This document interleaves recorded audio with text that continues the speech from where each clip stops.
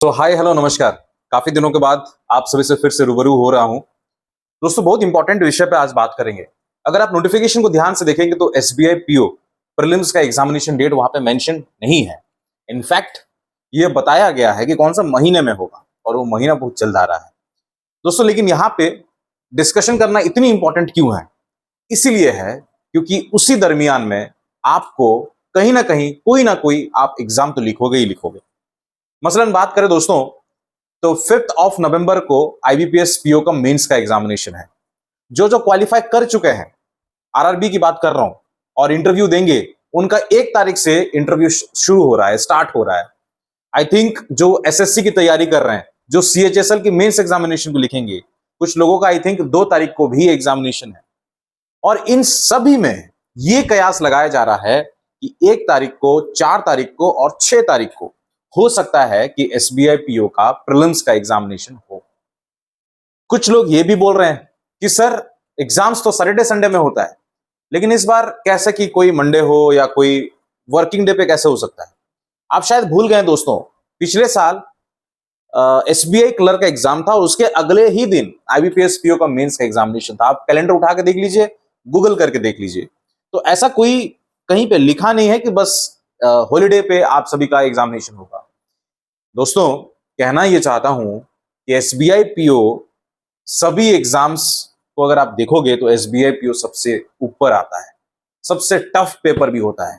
तो जब आप इतनी बड़ी एग्जामिनेशन को लिखोगे और उसके ठीक अगले दिन अगर ऐसा हो कि आईबीपीएस पीओ का मेंस भी हो, तो बैक टू बैक जो आप टफ क्वेश्चंस को जो आप एग्जामिनेशन दोगे, आई थिंक बहुत बड़ी चैलेंज होगी। कुछ लोग बोल रहे हैं कि 4, 11 और 12 तारीख को भी हो सकता है। कयास से तो बहुत निकलेगा दोस्तों, लेकिन इन सभी में ये तो पता चल गया दोस्तों कि it is going to be a chaos situation, क्योंकि बैक टू बैक आपके एग्जाम्स होंगे। हो सकता है कि कोई आरआरबी पीओ का इंटरव्यू देने अपने हेडक्वार्टर जाएगा, यानी जो भी आपका आरआरबी होगा हेडक्वार्टर जाएगा, हेड ऑफिस जाएगा, फिर वहां से वो रिटर्न करेगा। हो सकता है उसके अगले दिन एसबीआई पीओ का एग्जाम हो सकता है उसका अगले दिन उसका आरआरबी पीओ का मेंस आईबीपीएस पीओ का मेंस एग्जामिनेशन हो।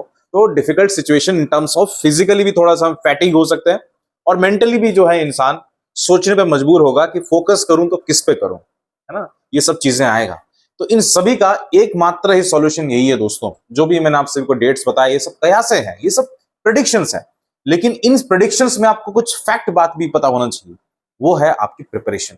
यानी जब तक आपका एडमिट कार्ड आउट हो जाता है, आई गेस कि एडमिट कार्ड भी अगले सप्ताह को शायद रिलीज हो जाएगा, जब तक आउट हो जाता है एडमिट कार्ड, तब तक क्यों नहीं कि हम करंट अफेयर्स को अच्छे ढंग से 2-3 महीने का कवर कर लें? क्यों नहीं करें? क्योंकि करंट अफेयर्स आपको सभी चीज में हेल्प करेगा। तो इस पे फोकस करो ना, और मॉक टेस्ट को डेली सुबह उठ के उसको डेली अभ्यास में रखो इसको, और कोशिश करो कि देखिए हम गलतियां कहां करते हैं। गलतियां वहीं पे होती है जहां पे हम लास्ट मोमेंट पे तैयारी करते हैं।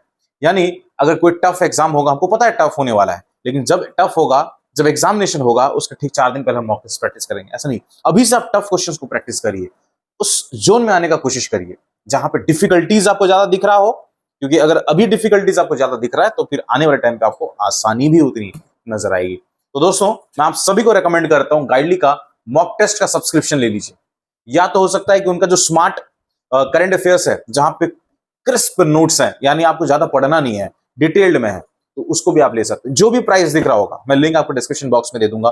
मेरा कूपन कोड अगर आप लगाते हो, क्योंकि आप सभी लोग हमारे सब्सक्राइबर्स हैं, तो आप सभी लोगों के लिए एक कूपन कोड है SFY12, तो आपको और एक्स्ट्रा 12% ऑफ और दिख जाएगा, और पढ़ाई को मजबूत करिए। यही कहना चाहता हूं दोस्तों। मैं मुलाकात करता हूं आप सभी से नेक्स्ट वाले वीडियो पे। तब तक लिए जय हिंद, जय भारत, शबा खैर, लव यू। अपने क्षेत्र को ध्यान रखिएगा दोस्तों।